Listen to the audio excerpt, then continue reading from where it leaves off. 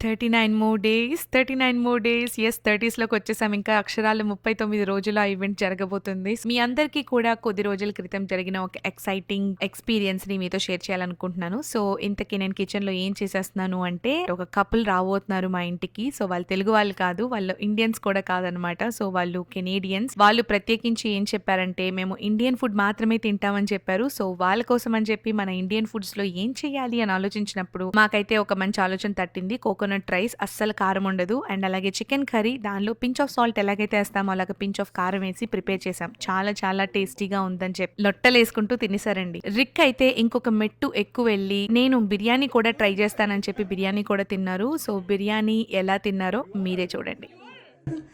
That's good. So I'll tell you a trick to Yeah. eat. Okay. I see that. You Keep it in your fingers and Okay. push it with your thumb Like in. this. No, I see. I'm still working. Mm.